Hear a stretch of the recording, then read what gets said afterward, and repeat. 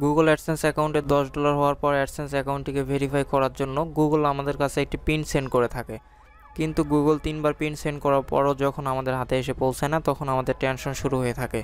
বিশেষ করে যারা গ্রামে থাকে তাদের এই সমস্যাটা বেশি হয়ে থাকে। যেমন আমার এই অ্যাডসেন্স অ্যাকাউন্টের জন্য গুগল 3বার পিন সেন্ড করার পরও আমি পিন হাতে পাইনি।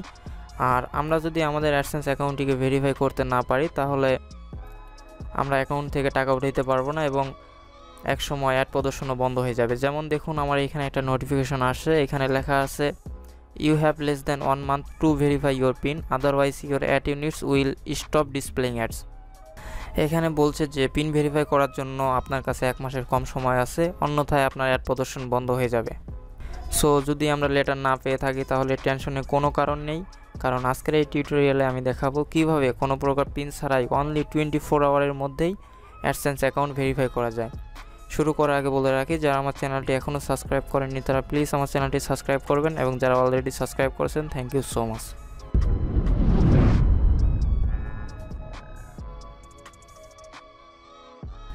অ্যাকাউন্ট ভেরিফাই করার জন্য আমাদের কিছু ডকুমেন্ট লাগবে, as like national ID card, passport, bank statement, telephone bill, water bill. এগুলোর মধ্যে যে কোনো একটি দিয়ে আপনি আপনার অ্যাকাউন্টটিকে ভেরিফাই করতে পারবেন। তো ভেরিফাই করার জন্য অ্যাট ফার্স্ট অ্যাকশন বাটনটিতে ক্লিক করতে হবে, দেন এই পেজটি ওপেন হবে এবং একটু স্ক্রল করে নিচে আসবেন। দেন দেখেন লেখা আছে if you don't receive your pin within 4 weeks at this date please complete this form. That means এখানে বলছে যে আপনি এই তারিখে 4 সপ্তাহের মধ্যে যদি পিন রিসিভ করে না থাকেন, তাহলে অনুগ্রহ করে এই ফর্মটি পূরণ করুন।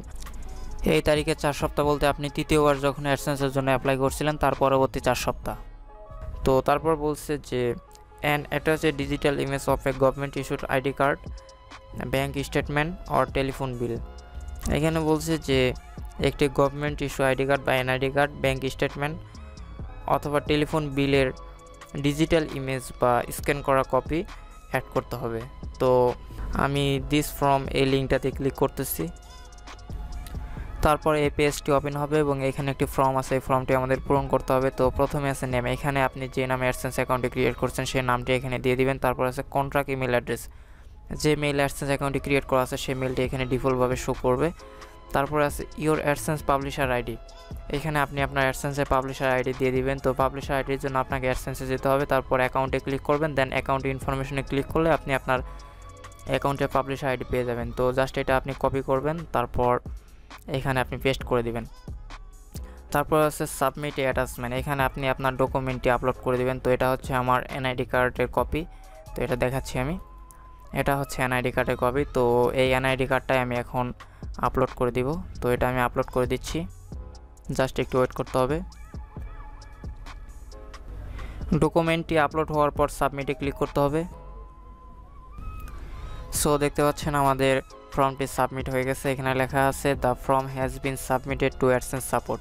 তো আমাদের এখন 24 আওয়ার ওয়েট করতে হবে।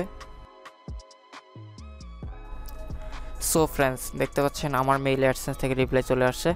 আমি যখন ফর্মটি সাবমিট দিয়েছিলাম তখন আমার এখানে টাইম ছিল 1:13 এবং এই মেইলটি আসে 1:22-এ, তার মানে অনলি 10 মিনিটের মধ্যেই অ্যাডসেন্স থেকে রিপ্লাই চলে আসছে। তো আমি মেইলটা ওপেন করতেছি, দেখুন এখানে লেখা আছে thanks for sending your proof of identity, I am happy to let you know that this fulfil the address verification requirement for AdSense. তার মানে আমার অ্যাডসেন্স অ্যাকাউন্টটি অ্যাপ্রুভ হয়ে গেছে।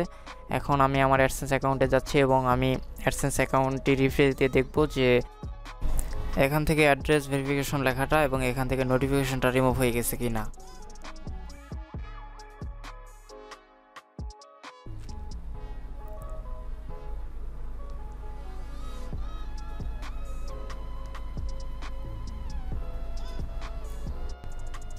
সো ফাইনালি আপনারা দেখতে পাচ্ছেন আমার অ্যাডসেন্স অ্যাকাউন্টটি ভেরিফাই হয়ে গেছে, এখান থেকে নোটিফিকেশনটি রিমুভ হয়ে গেছে এবং নিচ থেকে অ্যাড্রেস ভেরিফিকেশন লেখাটাও রিমুভ হয়ে গেছে। সো আশা করি আপনারা সকলেই বুঝতে পারছেন, এবং যদি বুঝতে কোনো রকম সমস্যা হয় তাহলে অবশ্যই ভিডিওর নিচে কমেন্ট করে জানাবেন, আর আমার ভিডিওটি ভালো লাগলে অবশ্যই শেয়ার করবেন। তো আজকে এই পর্যন্তই, সকলেই ভালো থাকবেন, আল্লাহ হাফেজ।